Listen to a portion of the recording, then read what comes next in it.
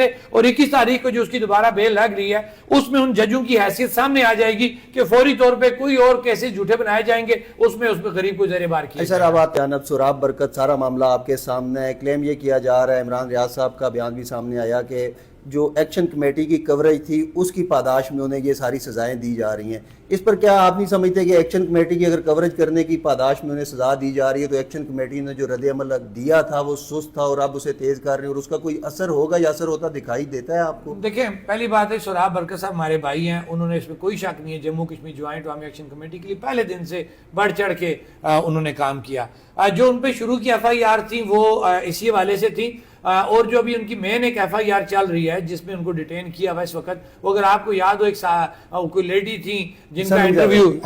ان کا انٹرویو کیا تھا انہوں نے۔ اب مجھے نہیں سمجھ لگ رہی یہ کیسی ریاست ہے، میں ریاست پاکستان کا تذکرہ کروں گا کہ آپ کوئی قانون بھی ہوتے ہیں نا، آپ کا جو ایک صحافیوں کا ایک ادارہ ہے جو آپ کے رول ریگولیشن بناتا ہے کہ بھئی اس کا قصور کیا ہے، اس نے کسی کا موقف لیا، اس نے اس موقف میں اپنے سے کوئی چیز نہیں ڈالی ہوئی، موقف کسی لیڈی کا ہے، اس نے صحیح کہا غلط کہا وہ اس کا مسئلہ ہے، اس غریب کا کیا قصور کس نے خالی انٹرویو لیا؟ صحافی کا تو کام ہوتا ہے سوال کرنا۔ اب اس ایسی سچویشن میں نا میرا سوال یہ ہے کہ جو لوگ آزاد کشمیر کے اندر ہیں یا دیگر لوگ ہیں جو ایکشن کمیٹی کو کور کر رہے ہیں، ان کے ذہنوں میں بھی یہ چل رہا ہے کہ شاید ہمیں بھی کل کیسز میں پھنسایا جائے گا، تو یہی رسپانس ہوگا کہ رسپانس اپنا جو ایکشن کمیٹی جس طرح سے مطالبہ کرتی ہے اور منواتی ہے، مطالبہ تو ہو رہا ہے لیکن مانتے ہوئے دکھائی نہیں دے رہا۔ انشاءاللہ بہتر ہوگا، لیکن میں تھوڑا سا پاکستانی عدلیہ اور اداروں کی طرف جاؤں گا، حالانکہ میں نے ہمیشہ کہا کہ میرا ڈومین نہیں ہے کہ میں پاکستان کی چیزوں کو ڈسکس کروں، وہ الگ ایک ریاست ہے، لیکن اب چونکہ ہمارا بھائی اس وقت زیر بار وہاں پہ کیا گیا ہے اس ایف آئی آر کے اندر جو پاکستان کے اندر چاک کی گئی ہے،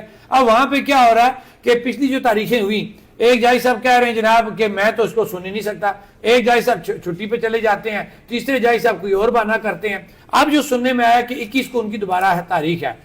جو ہمیں معلومات یہ ملی ہیں کہ اب سوراب برکت صاحب کو اگر اس کیس میں بیل ہو بھی جاتی، کیونکہ اس میں کوئی ایسا جرم ہی نہیں بنتا تھا کہ زیادہ عرصہ ڈیٹین کر کے رکھا جائے، تو یہ سننے میں آیا کہ مزید کوئی جو ہے وہ ایف آئی آر اور میں یہ کہہ رہا ہوں نا الجھایا جاتا ہے الیکشن کمیٹی۔ میں یہ پوچھنا چاہتا ہوں نا پھر پاکستان کے نداروں سے، ریاست پاکستان سے، یہ کیسی ریاست ہے کہ پوری دنیا میں جا کے بڑی بڑی تم باتیں کرتے ہو، جوڈیشری تمہاری کا یہ حال ہے کہ جھوٹے پہ جھوٹے تم کیسز بنا رہے ہو، اور سوراب برکت جیسے انسان کو تم زیر بار کر رہے ہو، قصور جس کا کچھ نہیں ہے۔ اگر یہ سلسلہ جاری رہتا ہے اور سوراب برکت اندر رہتے ہیں، ہم اس پہ بالکل کلیئر کٹ اپنا کوئی موقف لے کے سامنے آئیں گے، یہ نہیں ہوگا کہ آج سوراب برکت ہے کل میرا اور کوئی بھائی ہے، عمران ریاض صاحب کو گلے کا موقع تو نہیں دیں گے آپ؟ سر دیکھیں عمران ریاض صاحب کی اپنی ایک سوچ ہے، وہ ہمارے قابل احترام ہے، سر وہ کلیم کرتے ہیں کشمیری ہونے کی حیثیت سے، اچھی بات ہے، وہ درد رکھتے ہیں نا، وہ درد رکھتے ہیں، ہم کسی کی سوچ پہ اس کے درد پہ پابندی تو نہیں لگا سکتے، انہوں نے اپنی سوچ کا ایک اظہار کیا، لیکن میں یہ کہنا چاہتا ہوں کہ جموں کشمیر جوائنٹ عوامی ایکشن کمیٹی